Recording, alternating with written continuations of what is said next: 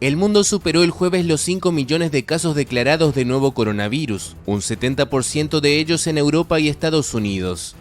Según un recuento de la AFP basado en fuentes oficiales, desde que se detectaron los primeros contagios en diciembre en China, más de 328.000 personas murieron por la enfermedad.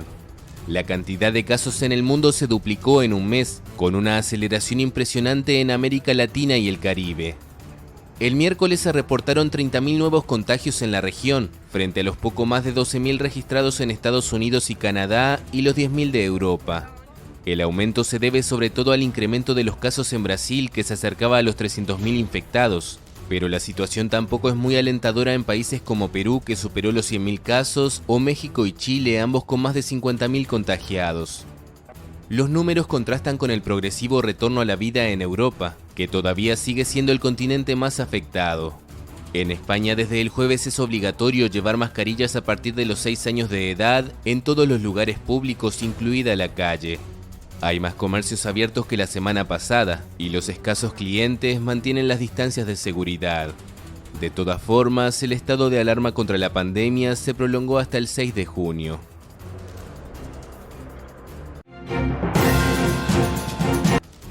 El presidente estadounidense Donald Trump sufrirá una derrota histórica en las elecciones generales del próximo noviembre, en las que le pasará factura la crisis provocada por la pandemia de coronavirus, según el think tank británico Oxford Economics. El estudio parte de un escenario de recesión en Estados Unidos en el que el aumento del desempleo y la inflación evitará la reelección del mandatario republicano, quien obtendría apenas el 35% de los votos en esos comicios frente al 55% pronosticado antes de la COVID-19. Todo ello, según el informe, haría que se necesitase un milagro económico para que los resultados favorezcan a Trump. También apunta en esta dirección la encuesta publicada por el Pew Research Center, que señala que algo más de la mitad de los estadounidenses, un 52%, valora como pobre o mediocre la gestión que su propio país ha hecho de la pandemia del nuevo coronavirus. El estudio, en el que han participado más de 10.000 personas, indica que un 21% de los encuestados califica de pobre la gestión de la COVID-19 por parte de Estados Unidos y un 31% la considera mediocre, frente a los que la definen como buena un 37% o excelente el 10%. Sin embargo, el informe refleja una gran disparidad de opiniones sobre la gestión estadounidense según la ideología política, pues mientras el 73% de los demócratas consideran pobre o mediocre la respuesta de su país frente al coronavirus, el 71% de los republicanos la valoran como buena o excelente. El presidente de Estados Unidos, Donald Trump, ha decidido retirar a su país del Tratado de Cielos Abiertos de la Organización de Seguridad y Cooperación Europea, OSCE, porque considera que Rusia lo ha violado reiteradamente. Se trata de un pacto de control de armas en el que participan 34 estados, entre ellos Estados Unidos, Rusia, Canadá y casi toda la Unión Europea. El mandatario comunicará su decisión a Rusia este viernes y la retirada será efectiva dentro de 6 meses, según comunicó un alto funcionario estadounidense que pidió el anonimato. El Tratado de Cielos Abiertos, negociado hace casi 3 décadas y en vigor desde 2002, permite a los Estados miembros sobrevolar cualquier parte del territorio de otro Estado miembro fotografiando desde el aire. El pacto es uno de los esfuerzos de control internacional de armas más amplio jamás realizado, con el objetivo de promover la transparencia en las fuerzas y actividades militares. Washington se queja desde hace tiempo de que Moscú viola el acuerdo porque impide supervisar desde el aire los ejercicios militares rusos y no permite los vuelos sobre ciudades donde Estados Unidos cree que Rusia tiene armas nucleares que podrían alcanzar Europa.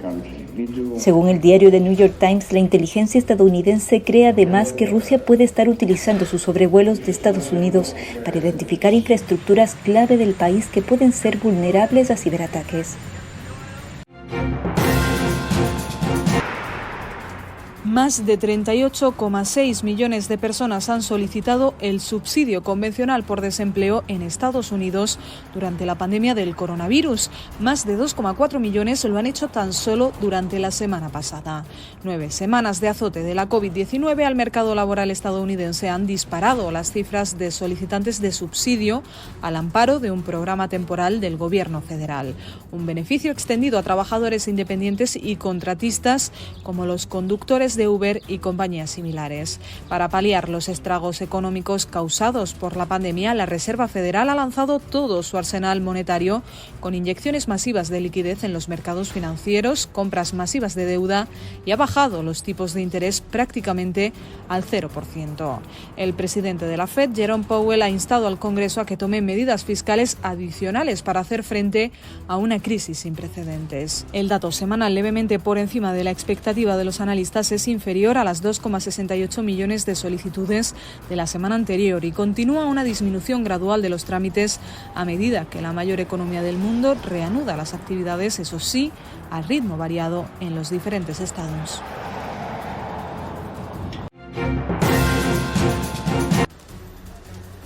Por primera vez, Brasil sufre más de 1.000 muertes en 24 horas. Pasa a ser el segundo país con más casos nuevos de coronavirus tras Estados Unidos. Brasil, epicentro del nuevo coronavirus en América Latina, contabilizó en las últimas 24 horas 1.179 muertos. Los contagios superaron los 270.000. Las cifras oficiales sitúan a los estados de Sao Paulo y Río de Janeiro, el primero y tercero más poblados del país, como los que registraron una cifra récord de muertes diarias, con 324 y 227 respectivamente. Sobre todo en las grandes ciudades se ha incrementado el número de usuarios de las mascarillas después de que la Cámara de Diputados de Brasil aprobara un proyecto de ley que vuelve obligatorio el uso de mascarillas de protección en lugares públicos durante toda la pandemia y estipula multas para quien infrinja la medida. Brasil generalizará el uso de cloroquina e hidroxicloroquina para pacientes de COVID-19 sin gravedad. Pese a que no tiene ninguna eficacia demostrada, por insistencia del presidente de Brasil, Jair Bolsonaro, se administrarán los dos fármacos a los pacientes menos graves y a los que presenten los primeros síntomas. Bolsonaro sigue mostrando su escepticismo sobre la gravedad de la pandemia.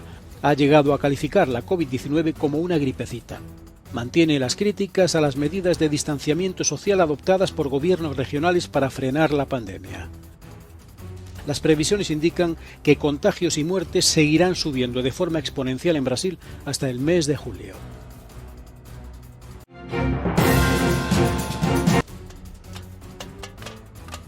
Protesta en Chile por falta de trabajo y alimentos. Medio centenar de vecinos de la comuna de La Pitana, en el sur de Santiago, se manifestaron el miércoles denunciando que la pandemia ha golpeado con mayor fuerza a las comunidades pobres. El gobierno no se ha hecho presente con nosotros, no tenemos ayuda para nada. Tenemos enfermos de COVID los cuales no están siendo visitados, los exámenes no llegan oportunamente, no tenemos nada en realidad. Los vecinos de este barrio de clase obrera, con sectores muy pobres y peligrosos, desafiaron la cuarentena decretada en Santiago desde el viernes para protestar. Personal de la policía y el ejército que resguarda el cumplimiento del confinamiento en Santiago llegó al lugar, pero permitió que continuaran manifestándose de manera pacífica en las aceras. Necesitamos alimentos, necesitamos que vengan a desinfectar nuestras casas. Está casi toda la vía mía, está casi todo sin trabajo por el tema de que está pasando, o sea... De verdad que toda la gente está toda desesperada porque acá hay muchos niños, hay que pedir permiso para ir a la esquina. Las protestas comenzaron el lunes en la comuna de El Bosque, una de las más empobrecidas de Santiago. La falta de trabajo dejó a las familias más vulnerables sin dinero, lo que incendió las movilizaciones que se han extendido a otras comunas. Muchos vecinos que no tienen como para hacerse su comida. Entonces, acá ya se organizó y empezamos a hacer una ollita común para los vecinos que están en más mala situación todavía que nosotros. El gobierno anunció que entregará 2,5 millones de cajas de alimentos a finales de mayo y bonos económicos para los más pobres, pero fueron considerados insuficientes. Desde hace una semana, Chile supera día a día sus propios récords, y el miércoles sumaron 4.038 nuevos contagios de coronavirus para elevar el total a 53.617 infectados y 31 muertos, para un total de 544 fallecidos desde el 3 de marzo.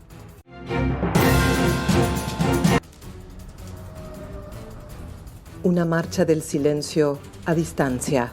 Cada 20 de mayo, desde hace 25 años, esta movilización que reclama conocer el destino de los detenidos desaparecidos durante la última dictadura militar en Uruguay suele ser multitudinaria. Pero este año, debido a las medidas de confinamiento contra el coronavirus, se realizó de modo virtual.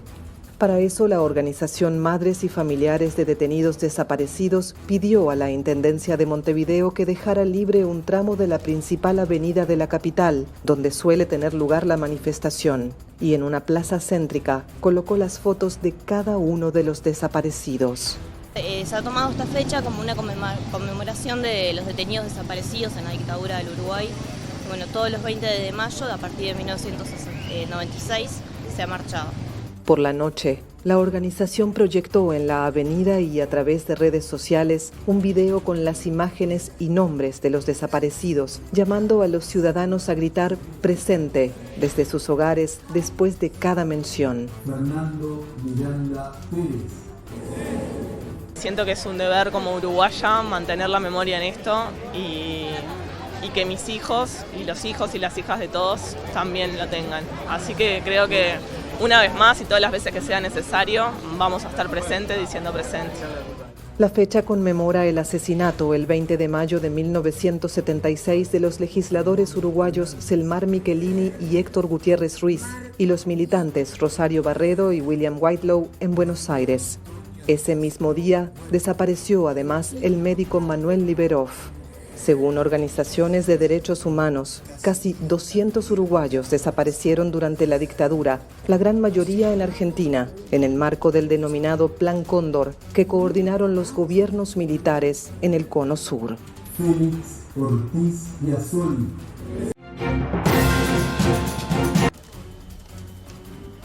Destitución fulminante y arresto policial del ministro boliviano de Salud, Marcelo Navajas. Apenas llevaba un mes y medio en el cargo y es el protagonista del mayor escándalo de corrupción que ha salpicado al gobierno interino de Yanine Áñez, el sobreprecio pagado por la compra de 170 respiradores para tratar a enfermos de la pandemia de la COVID-19. El gobierno boliviano pagó por unidad casi $28.000, una cantidad que prácticamente triplica su precio real. La diferencia se quedó en un oscuro camino que la declaración de Navajas debería esclarecer. A través de Twitter, la presidenta interina ha prometido una investigación a fondo, caiga quien caiga. Hoy me siento muy indignada y molesta por la posible corrupción en la compra de los respiradores españoles. ¿Cómo es posible que alguien intente robarle a los bolivianos en pleno sacrificio como el que estamos viviendo? El escándalo tiene como telón de fondo el creciente descontento, con protestas en algunas regiones por la ampliación de la cuarentena hasta finales de mayo y la ausencia de una fecha concreta para la convocatoria de elecciones generales. El Parlamento aprobó una ley para que se celebren antes del mes de agosto, algo a lo que se opone el Ejecutivo interino debido a la situación de emergencia. El colegio electoral deberá pronunciarse sobre esta contienda. La pandemia de la COVID-19 ha dejado ya unos 200 fallecidos en Bolivia y casi 5.000 infectados. Por eso que hemos decidido tomar nuevas medidas. Pugna de poderes en El Salvador. El presidente Nayib Bukele anunció el miércoles que demandará a la Asamblea Legislativa y a la Corte Suprema de Justicia ante la Comisión Interamericana de Derechos Humanos. La decisión se produce luego que la semana pasada el Congreso declinara extender el estado de emergencia por la pandemia de coronavirus, aduciendo violaciones a los derechos humanos. Porque el dejar desprotegido al pueblo salvadoreño sin una ley de emergencia, en un decreto de emergencia, en una evidente emergencia, no solo nacional, sino que mundial, ellos están violando el derecho, habla mucho de derechos humanos, y están violando el derecho humano más sagrado de todo, que es el derecho a la vida. Ante el vacío legal, Bukele prorrogó el estado de emergencia por un mes, con vigencia a partir del domingo. Pero un día después, la máxima instancia de la Corte Suprema de Justicia lo dejó sin efecto, mientras ventilaba un recurso de inconstitucionalidad. A falta de un instrumento legal, Bukele aprobó el martes un nuevo decreto ejecutivo basado en el Código de Salud para mantener, entre otras medidas, una cuarentena domiciliar obligatoria hasta el próximo 6 de junio. Pero un diputado opositor presentó el miércoles un nuevo recurso de inconstitucionalidad. Evitar que se saturen los hospitales. El gobierno de la capital mexicana anunció el miércoles el inicio de un plan gradual de reapertura económica y social. También estamos incluyendo que a partir del 1 de junio vamos a poder abrir algunos parques, algunos espacios públicos. En esta fecha se podrán reactivar también las industrias automotriz, minera y de construcción, así como la producción de cerveza, en escasez tras la suspensión de labores no esenciales. Sin embargo, la ruta hacia la llamada nueva normalidad estará regulada por un semáforo de 4 colores, de los cuales el rojo de alerta máxima se mantendrá todavía para los 22 millones de habitantes que alberga la ciudad junto con su área metropolitana. La capital batalla con más de 15,000 casos positivos y casi 1,500 decesos. Estamos estimando que la ciudad estará en semáforo rojo por lo menos hasta el próximo 15 de junio.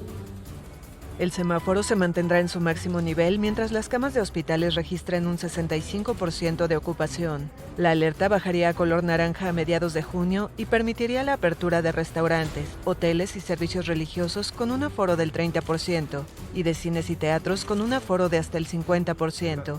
El color amarillo se activará con una ocupación hospitalaria menor al 50%, posiblemente hacia julio o agosto. Actualmente, la ocupación total de los hospitales que atienden COVID-19 es de 75% según el gobierno capitalino, que dijo buscar con este plan un equilibrio entre salud y bienestar económico y social. Si la propagación del virus disminuye notablemente, se espera que bares, gimnasios y discotecas abran sus puertas en septiembre cuando el semáforo esté en verde. La alcaldesa estima que las actividades escolares se reanuden en agosto y no el 1 de junio, como había previsto el gobierno federal.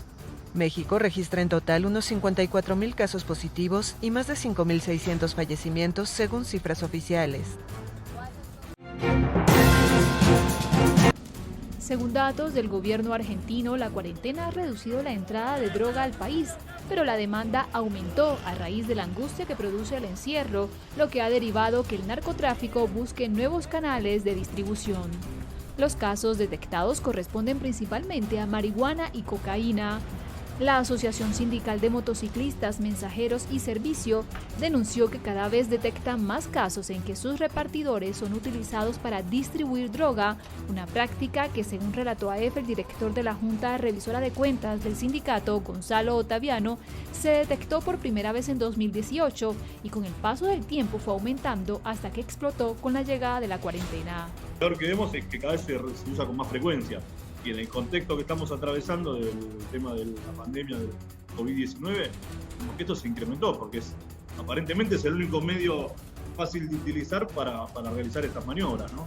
En Argentina tiene gran popularidad el llamado prensado paraguayo, un amasijo de diferentes partes de la planta y otras sustancias que tiene un precio mucho más bajo que el del cogollo tradicional. Debido a las restricciones de la cuarentena, este producto que procede de Paraguay se encuentra cada vez menos en las calles argentinas. Ante esta situación, los consumidores tienden más al autocultivo de la planta, una práctica que es ilegal en el país. Leandro Ayala, presidente de la Confederación Canábica Argentina, explica. Y en materia de comercio y trabajo, que es la bandera que nosotros permanentemente levantamos y luchamos porque trabajamos de esto hace mucho tiempo, nos vemos favorecidos porque la gente nos hemos dado cuenta que el cannabis también es una sustancia que es básica, debería ser reconocida de consumo masivo porque así lo es.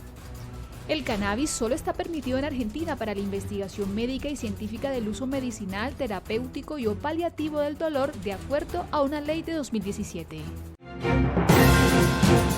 La incertidumbre para las futbolistas colombianas es absoluta. Hoy ven y escuchan en las noticias cómo se habla de protocolos e iniciativas para el reinicio de la liga masculina, mientras que la realización de su torneo, que incluso antes de la pandemia estuvo en entredicho, es un misterio. Carmen Rodallega, mundialista en Alemania 2011 con la selección colombiana, aseguró que son muchas jugadoras que viven del fútbol y muchas familias también dependen de lo que ellas trabajan, y afirmó que sabe que cuando hay presupuesto para el masculino, hay presupuesto para el femenino.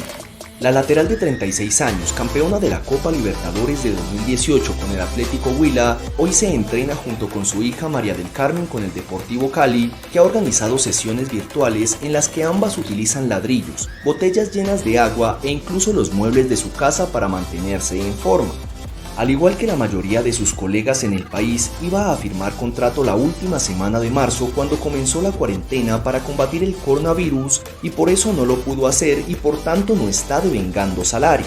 Madre e hija dedicadas 100% al fútbol viven días duros porque no tienen otra forma de conseguir dinero.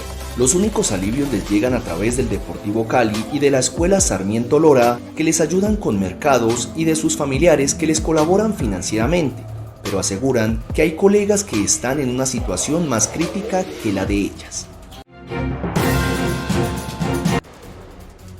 Por las calles de París no solo corres el riesgo de pisar colillas o de resbalar con excrementos caninos, ahora también puedes pisotear sin darte cuenta mascarillas usadas, un gesto incívico que aún más en estos tiempos crispa a los encargados de la limpieza de la capital francesa. Nos expone a todavía más peligro. La gente quiere estar protegida, pero no nos protegen a nosotros. ¿Qué podemos hacer entonces con la mascarilla que ya no sirve? Tirarla en una papelera si uno está fuera. Y si estás en casa, yo la pongo en el cubo de la basura, la doblo y la pongo en la basura en una bolsa diferente. La solución más acertada la propone un responsable del ayuntamiento. En casa lo mejor es ponerlas en una bolsa de plástico cerrada durante 24 horas. Después de 24 horas se tira la bolsa en el cubo. Así evitará exponer a los empleados que luego recogerán la basura. Y no se trata solo de virus, también se contamina el entorno. Estas protecciones ahora tan necesarias tardan unos 400 años en descomponerse.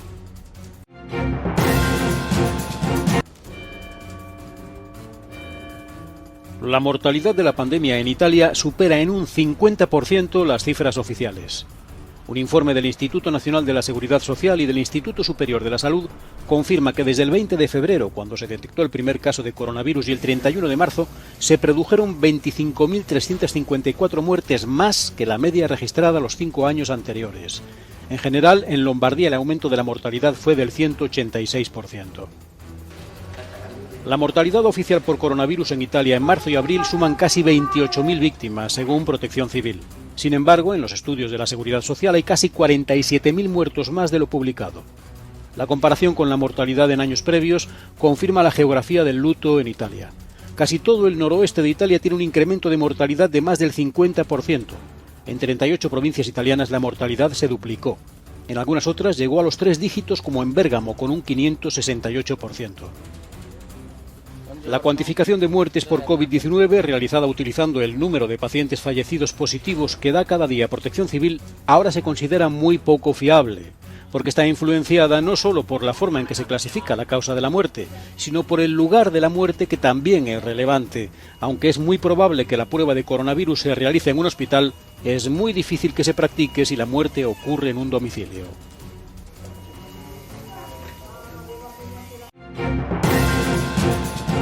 China aprobará una propuesta para que la ley hongkonesa persiga las actividades secesionistas y subversivas, la interferencia extranjera y el terrorismo en la ciudad semiautónoma. Así lo informó este jueves el diario hongkonés South China Morning Post, que cita fuentes en Pekín cercanas a la gestión de los asuntos de Hong Kong, que indica que esta nueva normativa prohibiría todas las actividades sediciosas encabezadas a derrocar el gobierno central, los actos terroristas y la interferencia extranjera en los asuntos de Hong Kong. Esta decisión sería la respuesta del gobierno central chino a los meses de protestas en la colonia británica y a su cada vez menor confianza en las autoridades de la ciudad. Según este rotativo, Pekín ha perdido la paciencia con la capacidad de las instituciones hongkonesas, en concreto del Consejo Legislativo, el Parlamento local, de aprobar una ley de seguridad nacional en base a lo permitido por la ley básica, la Carta Magna de la región semiautónoma. El artículo 23 de ese texto estipula que son las autoridades hongkonesas quienes promulgarán sus propias leyes para prohibir cualquier acto de traición, secesión, sedición, subversión contra el gobierno popular central. Estas reglas también servirían para prohibir que organizaciones u organismos políticos extranjeros lleven a cabo actividades políticas en Hong Kong o que establezcan lazos con las organizaciones locales.